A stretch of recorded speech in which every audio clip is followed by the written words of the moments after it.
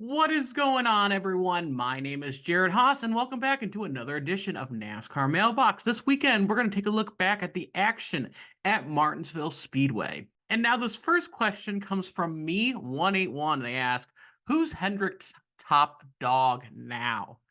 Hendrick Motorsports finished 1, 2, 3, 4 drivers in the stable. I'm first going to eliminate Alex Bowman. Definitely has improved from last season. Obviously not the top dog.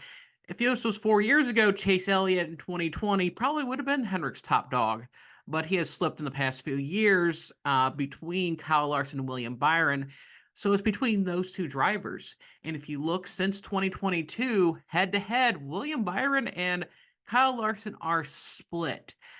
The only difference is Kyle Larson had a few more DNFs that really hindered his performance where he was performing well. I'm thinking at Texas last year and at Homestead as well, where he was contending for the win and just couldn't finish the deal, made some mistakes and wrecked out.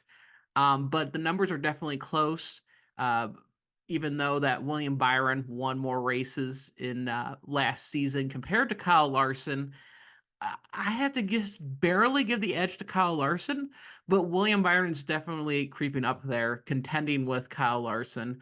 He's been a little bit more consistent force week in and week out at these tracks, winning at Circuit of the Americas, Daytona, and Martinsville. You have a super speedway, you have a road course, and a short track. So that shows the versatility of William Byron, which I made as a key factor being the top dog at a team is being able to be versatile at all different types of tracks. Kyle Larson already has that track record coming from the dirt roads and, winning a championship. So William Byron has definitely made some strides, at least in the top two between him and Larson. Definitely a toss-up, but I'm going to give the edge to Larson for now. But I would not be surprised if William Byron reels off a few more wins. He can be the top dog by the end of the season. And now this next question comes from IDK I Am Bored. They ask, is William Byron the clutchest driver in the sport right now? Or does that someone like Bell or Hamlin deserve that?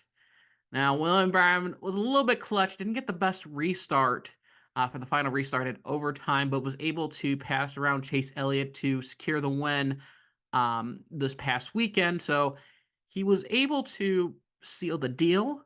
But I think the clutchest driver overall in the NASCAR garage, I look an overall big picture of this is Christopher Bell. Look at the past two seasons in 2022. He won not one, but two cutoff races to lunge himself into the championship four.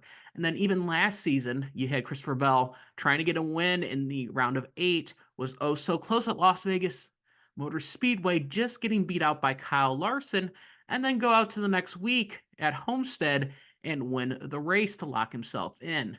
So I think Christopher Bell is the clutchest driver in the NASCAR Cup Series garage, but I have to give props to pit crew because that's an important factor to winning races. And I think Denny Hamlin's pit crew is the clutchest so far this year. You look at Richmond Raceway, Hamlin's pit crew won him the race.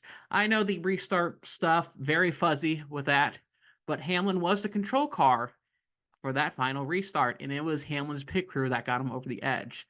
And I think in some other clutch performances by pit crews, I would include Kyle Larson's pit crew in 2021 to win him the championship on that final pit stop at Phoenix. So overall, with the driver, I think Christopher Bell is the clutchest driver, and with pit crews, Denny Hamlin's pit crew is the clutchest. Thank you very much for watching. As always, like and subscribe. That really helps out the channel out. Until next time, as always, make sure to have a great race weekend. Hey everyone, Zane Smith, driver number 38 Ford for Front Row Motorsports. Be sure to subscribe to Front Stretch on YouTube.